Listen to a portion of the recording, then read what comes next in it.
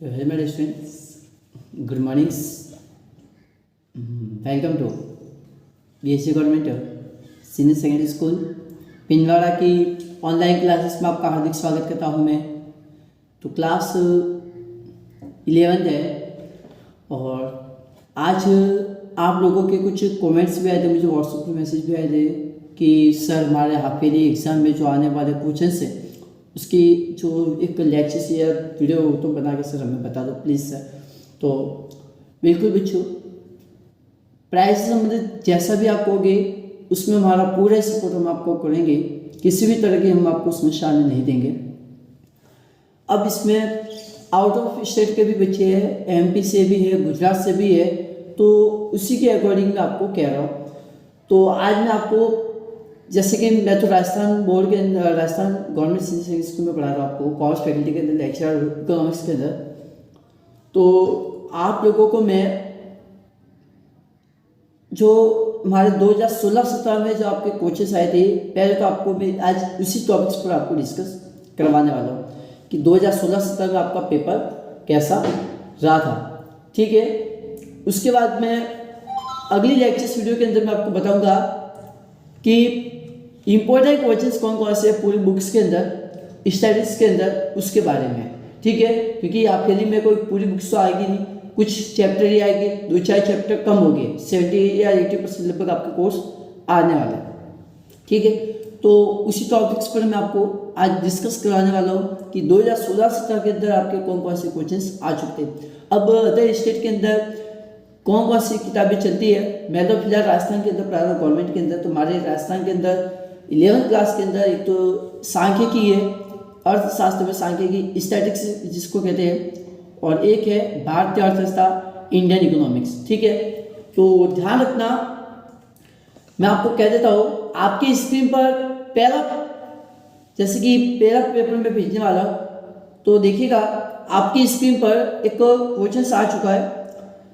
तो ये अर्धवार्षिक परीक्षा है सत्र 2016-17, हाफ ईयरली एग्जाम है, कौन से ईयर से, 2016-17, विषय अर्थशास्त्र इकोनॉमिक्स है, कक्षा 11।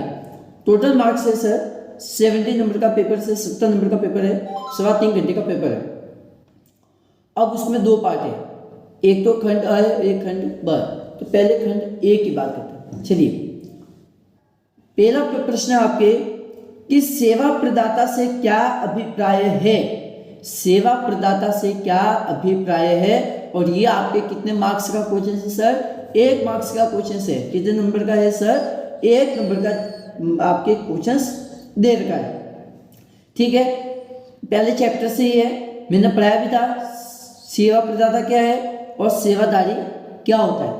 एक तो कह रहा हूं कि सेवा प्रदाता में है कि जिस व्यक्ति को सेवा दी जाती है उसका भुगतान किसी और के माध्यम से होता है, और एक होता है कि जिस व्यक्ति को सेवा देते हैं उसी व्यक्ति से पेमेंट अपन लेते हैं, उसी व्यक्ति से अपन पारिश्रमिक लेते हैं, ठीक है। चलिए सेकंड क्वेश्चन, CSO का पूरा नाम, CSO का पूरा नाम केंद्रीय सांख्यिकी संगठन, central statistics organisation, central statistics organisation. उसके बाद में है कि CSO, तीसरा प्रश्न है कि निम्न का प्रास ज्ञात कीजिएगा। रेंज आपको ज्ञात करनी है, आपको संख्या दे रखी है कि सर 20, 25, 29, 35, 51, 60 और 70। 20, 25, 29, 35, 51, 60 और 70, यानी कि टोटल आपको 6 डिजिट दे रखी है।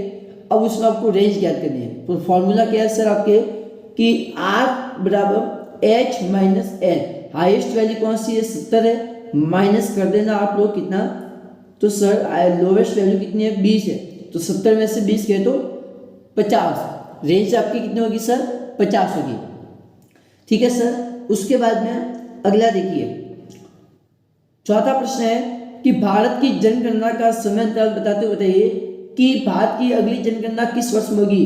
तो देखना पेपर है आपके 2016-17 का, तो अगली जनगणना कब होगी सर, यानी कि 2021 में होगी। यही था आपके, अगली जनगणना कब होगी सर, 2021 में होगी। नेक्स्ट ये 2 नंबर का प्रश्न था। ठीक है, अगला क्वेश्चन है सर कि लॉरेंज वक्र को परिभाषित कीजिएगा कि लॉरेंज वक्र क्या होता है। तो ध्यान रखना, लॉरेंज वक्र क्या होता है सर कि ये अपकिरण को मापने की एक गणितीय विधि होती है। अपकिरण को मापने की एक गणितीय विधि होती है जिसका प्रतिपादन डॉक्टर मैक्स लॉरेंज ने किया था।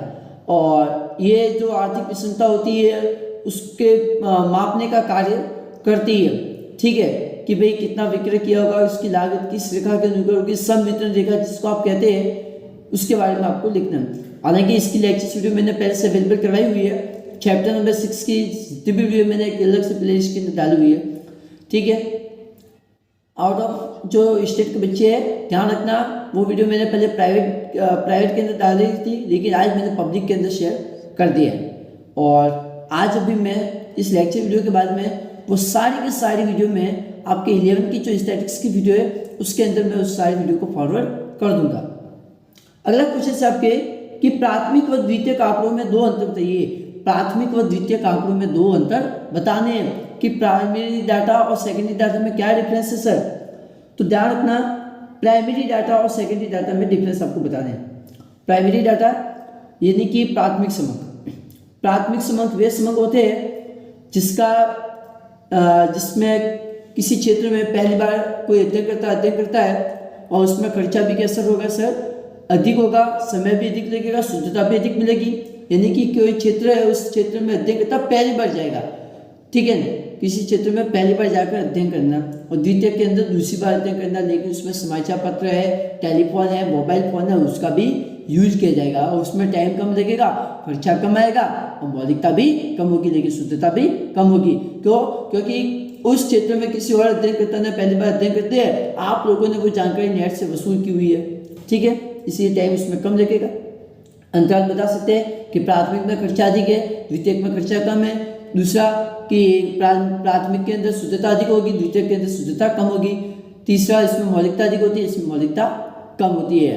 इसमें अध्ययनकर्ता पहली बार अध्ययन करता है जबकि इसमें दूसरी बार करता है, लेकिन इसमें समाचार पत्र इंटरनेट आदि का उपयोग किया जाता है।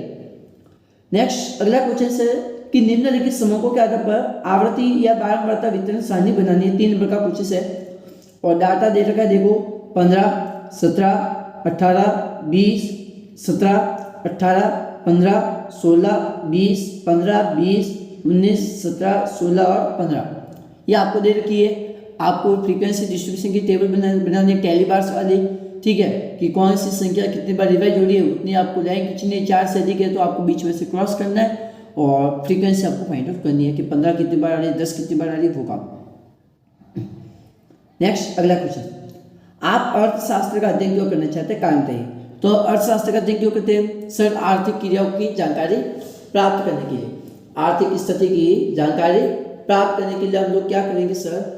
अर्थशास्त्र का अध्ययन करते हैं, जिसमें आर्थिक के अंदर जैसे कि स्वास्थ्य हो गया, शिक्षा हो गई, ठीक है, या फिर किसी भी प्रकार की कोई योजना हो गई जो सरकार द्वारा सुचारू रूप से प्रारंभ की गई है, उसके बारे में हम लोग डिस्कस करने के लिए, हम जानकारी प्राप्त करने के लिए हम अर्थशास्त्र का अध्ययन करते हैं कि उत्पादन कितना था, कृषि उत्पादन कितना था, ठीक है, परिवहन पर कैसा था, रेलवे पर कैसा था, ठीक है, उद्योगों पर कैसा था। तो ये सभी जानकारी प्राप्त करने के लिए हम अर्थशास्त्र का अध्ययन करते हैं। इसके बाद में सर अगला क्वेश्चन है कि एक प्रश्नावली अथवा साक्षात्कार अनुसूची तैयार करते समय ध्यान में रखी जाने वाली किन्हीं 4 बातों का उल्लेख करना है। सर ध्यान में रखने वाली कोई 4 बातें मतलब जैसे कि आप कोई प्रश्नावली के अंदर डाक के माध्यम से भेज रहे हैं तो आप लोग सूचनादाता के आश्वासन दोगे कि जो भी आपने जानकारी दी है वो जानकारी कैसे रखनी है सर? गोपनीय रखनी है। यानी कि आप डाक के माध्यम से भेजे तो आप अपना पूरा नाम, पूरा एड्रेस सही से लिखना है, कोई जानकारी आप गलत नहीं देनी है और किसी जो मैंने आपको प्रश्न पूछे है ये प्रश्न किसी और को नहीं बताने हैं, ठीक है। उसके बाद में है सर कि आदर्श विद्या मंदिर क्वेश्चन नंबर 10 है, 3 ये आपके 4 नंबर का क्वेश्चन है। दूसरा क्वेश्चन कि आदर्श विद्या मंदिर सुरई में पढ़ने वाले कुल 600 छात्र है, जिसमें से 350 छात्र तो आपके कला वर्ग के हैं, 150 विद्यार्थी वो वाणिज्य वर्ग के हैं और 100 छात्र वो विज्ञान वर्ग के हैं। इन्हें एक वर्गाकार रेखा चित्र द्वारा प्रस्तुत करना है। एक आपको आयत के रूप में आपको डायग्राम बनाना है वर्ग के रूप में, ठीक है। तो चैप्टर नंबर 4 के अंदर मैंने आपको पढ़ाया था प्रेजेंटेशन ऑफ डाटा, तो उसमें से आप अच्छे से देख लेना। उसके बाद में है सर 11वां प्रश्न, इसमें दो पार्ट है। एक जिसमें आपको कह रहा है कि यदि किसी श्रेणी का माध्य 10, यदि किसी श्रेणी का माध्य कितना है सर 10 है, ठीक है, और माध्यिका कितनी है 15 है, तो आपको क्या ज्ञात करना है सर, बहुलक ज्ञात करना है। माध्यिका कितनी दे रखी है सर, तो माध्यिका आपको दे रखी है 10, सॉरी माध्यिका आपको 15 है और समांतर माध्यिका आपको 10 है, मीडियन कितनी है 15 है और मीन कितना आपको 10 है, तो आपको मोड फाइंड आउट करना कर सकते हैं formula 3m - 2x, 3m - 2x इस फॉर्मूले से आप हल कर देना, ठीक है। यानी कि माध्यिका को 3 से गुणा कर दो, 15 3 45 और 20 को 10 को 20 से 2 से गुणा कर दो 20, तो 45 में से 20 को उड़ा देना, जो बचेगा वो आपके बहुलक। उसके बाद में सर इसी क्वेश्चन के अंदर सेकंड है कि Q1 आपको दे रखा है 25 और Q3 दे रखा है 34, कुछ चतुर्थक विचलन ज्ञात करना है, चैप्टर नंबर 6 से क्वेश्चन है, तो ये भी मैंने आपको पढ़ा तो दिया है, ठीक है, ये भी मैंने आपको पढ़ा दिया है। अब लेकिन मैंने स्कूल के अंदर भी ऑफलाइन में भी बच्चों को पढ़ाया था कि सर आपको Q1 और QD है, सेमी QD है, वो आपको कैसे ज्ञात करनी है, ठीक है। तो इसका फॉर्मूला Q3 - Q1 कर दो, तीसरे चतुर्थक में से पहले वाले चतुर्थक को घटा दो, तो इससे आपका विचलन निकल जाएगा। लेकिन गुणांक नहीं पूछा है, अगर सेमी क्वाड्रेंट में लिखा था कि अर्ध चतुर्थक, तो आपको 2 से डिवाइड भी करना होता, ठीक है। नेक्स्ट है सर कि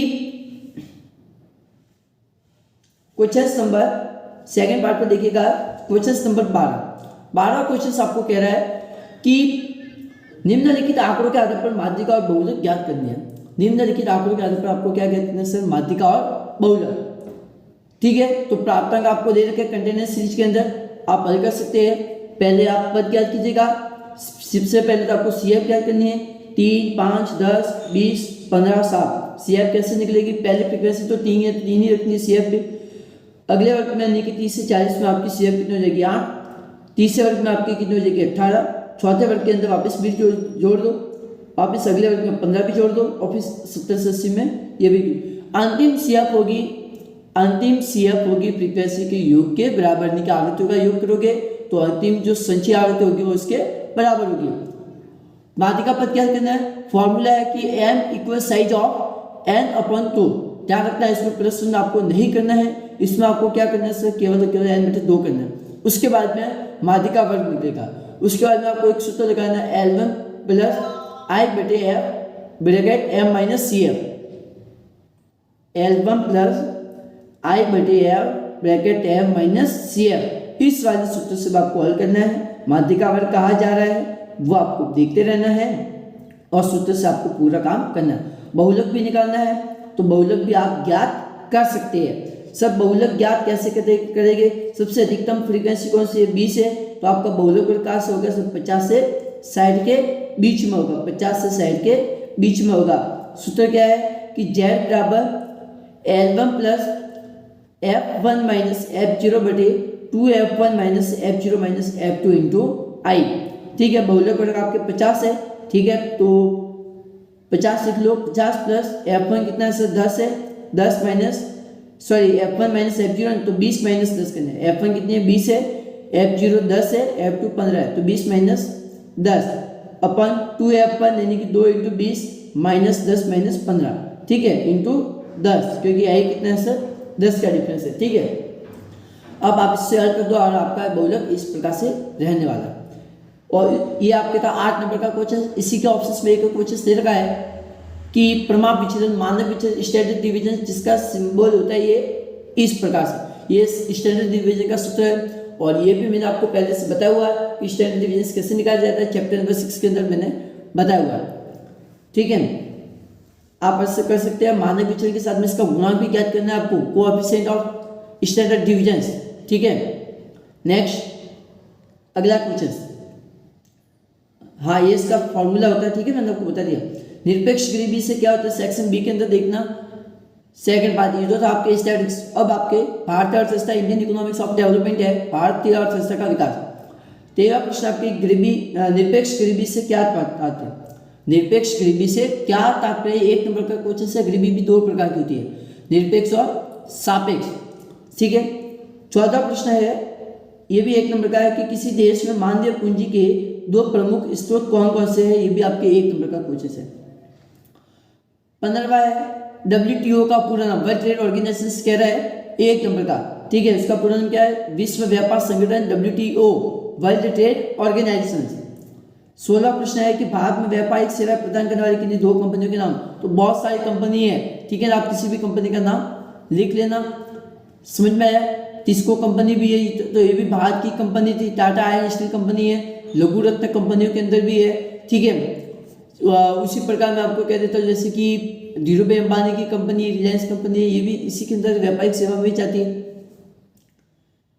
उसके बाद में 17वां प्रश्न, मिश्रित अर्थव्यवस्था से आप क्या समझते हैं? ये भी मैंने कल परसों स्कूल में भी पढ़ाया था, ऑफलाइन के अंदर कह रहा हूँ, और ऑनलाइन में भी मेरी वीडियो इसकी दे रखी है, तो वहाँ पर भी आप देख सकते हैं भारतीय अर्थव्यवस्था का विकास उसमें, ठीक है। और ये क्वेश्चन आपके साथ 2 नंबर का क्वेश्चन, ठीक है। यानी कि प्रश्न संख्या 16, 17 और 18 और, ठीक है, 16, 17, 18 ये आपके कितने मार्क्स के क्वेश्चन है? 2-2 नंबर के। 18 प्रश्न सर्व शिक्षा अभियान क्या है? सर्व शिक्षा अभियान का मतलब है कि सभी को शिक्षा से जोड़ने का कार्य करना है, उसको एक अभियान है, मिशन है, ठीक है, जो शिक्षा के स्तर को बढ़ाने का कार्य करता है, ठीक है। कि भाई जहाँ पर मानिएगा नारी में महिलाओं के अंदर शिक्षा नहीं है, तो शिक्षा को बढ़ाने का कार्य करती है। उसके बाद में सर 1900 प्रश्न की स्वर्ण जयंती ग्राम स्वरोजगार योजना का संक्षिप्त विवरण करना है, ठीक है। ये आपके 7वें चैप्टर से कुछ से, अनएम्प्लॉयमेंट वाले से, बेरोजगार वाले से। तनवा से आप क्या समझते हैं? प्रश्न संख्या 20 क्या है? तनवा से आप क्या समझते हैं? TANWA, ठीक है। 3 नंबर का पूछे से ये भी। 21वां प्रश्न है सर कि किसी राष्ट्र के आर्थिक विकास में शिक्षा की भूमिका पर संक्षिप्त टिप्पणी करनी है, यानी कि आर्थिक विकास के बारे में टिप्पणी आपको लिखनी है। 3 नंबर का प्रश्न है कि आर्थिक विकास में शिक्षा की भूमिका किस प्रकार से होगी, इसके बारे में। 22वां प्रश्न है कि स्वर्णिम क्रांति तथा हरित क्रांति में अंतर लिखिए। स्वर्णिम क्रांति में और हरित क्रांति में कुछ ज्यादा डिफरेंस नहीं है, थोड़ा बहुत वैसे है कि एक स्वर्णिम क्रांति में उन्हीं की नई हरित क्रांति भी आई थी, यानी कि हरित क्रांति में ये कहूँगा कि खाद्यान्नों के जो भी क्रांतिकारी परिवर्तन है उसको लाने को अपनाई गई नीतियाँ, जबकि स्वर्णिम क्रांति क्या है? ये बागवानी से संबंधित होती है, बागवानी से संबंधित होती है। अगला क्वेश्चन था सर प्रश्न संख्या 23 का, जो 4 नंबर का क्वेश्चन है कि पंचवर्षीय योजनाओं के कोई 4 लक्ष्य बताइए। तो उसमें पहला था जैसे कि समृद्धि है, उसके बाद में था सर आत्मनिर्भरता है, और भी है वैसे तो, ठीक है, मैं आपको बताऊँ इतने कम है, लेकिन 4 लक्ष्य आपको लिखने 4 नंबर का क्वेश्चन है, ठीक है। उसके बाद में सर प्रश्न संख्या 24 कि भारत सरकार द्वारा निर्धनता निवारण हेतु अपनाए गए कार्यक्रमों का उल्लेख करना 4 नंबर का क्वेश्चन है कि गरीबी को दूर करना है, निर्धनता को कम करना है, पॉवर्टी को कम करना है, तो इसके लिए आप कौन कौन से सुझाव दे सकते हैं उसके बारे में। प्रश्न संख्या 25 कि भारत में बेरोजगारी के क्या कारण है, इसके निवारण हेतु सुझाव देना। शिक्षा का स्तर कम होना, स्वास्थ्य का स्तर कम होना, जनसंख्या अधिक तीव्रता से बढ़नी, तो ये सब इसके कारण थे कि बहुत सारे कारण है, लिखे उतना कम है। अब उसको बेरोजगारी को दूर करना वो कारण बताया कि बेरोजगारी का निवारण हो सकता है, उसके कुछ रीजन है वो आपको बता दें। 7 नंबर का क्वेश्चन है और इसका ऑप्शन में एक और क्वेश्चन है कि कृषि विपणन का अर्थ स्पष्ट करते हुए भारत में कृषि विपणन की प्रमुख समस्याएं और उसका निवारण उपाय बताना। कृषि मार्केटिंग के बारे में कह रहे थे आप, एग्रीकल्चर मार्केटिंग के बारे में आप देख सकते हैं, चैप्टर नंबर 6 के अंदर ही है, ठीक है। तो इसी से संबंधित था आपके, मैंने आपको बता दिया है, ठीक है। हरित क्रांति के बारे में भी चैप्टर से ग्रामीण विकास के अंदर है, ठीक है। तो ये था आपके हाफ ईयरली का पेपर। अब अगली वीडियो के अंदर मैं आपको बता दूंगा जो इम्पोर्टेंट क्वेश्चन है उसके बारे में, और उससे पहले 2012-13 के अंदर ईयर कौन सा 2012-13 के अंदर जो स्टैटिक्स है और इंडियन इकोनॉमिक्स है, ये आपके बोर्ड एग्जाम में चलती है, तो बोर्ड एग्जाम में उसके बारे में आपको डिस्कस करा दूंगा। हालांकि कुछ जो आर्थिक क्षेत्र के बच्चे हैं उनके लिए ऐसे भी चैप्टर है जो मैंने अभी नहीं पढ़ाया, लेकिन उनके आपके एग्जाम आने की पूरी चांस होते हैं, क्योंकि अपने राजस्थान सरकार तो पूरी बेवकूफ़ की सरकार है, मैं आपको क्लियर कह देता हूँ, क्योंकि 5 चैप्टर दे रही, जबकि चैप्टर नंबर 6 या 7 तक होना चाहिए, लेकिन चैप्टर नंबर 6 की भी सारी वीडियो मैंने अवेलेबल कर दी है। चैप्टर नंबर 7 आपके को रिलेशनशिप है सहसंबंध गुणांक, तो सहसंबंध गुणांक की मैं आपको एक वीडियो लेक्चर वीडियो अवेलेबल करवाऊंगा आप तो 2-3 दिन बाद। ठीक है। तो तब तक के लिए एक बार इस पेपर को अच्छे से समझ लेना, और कोई भी इस कोचेस में डाउट है तो वो मुझे बता देना कि सर इस कोचेस का आंसर क्या होगा। मैंने आपको इंडियन इकोनॉमिक्स के इतने भी आंसर नहीं बताए क्योंकि मैंने अभी तक पढ़ाया है नहीं।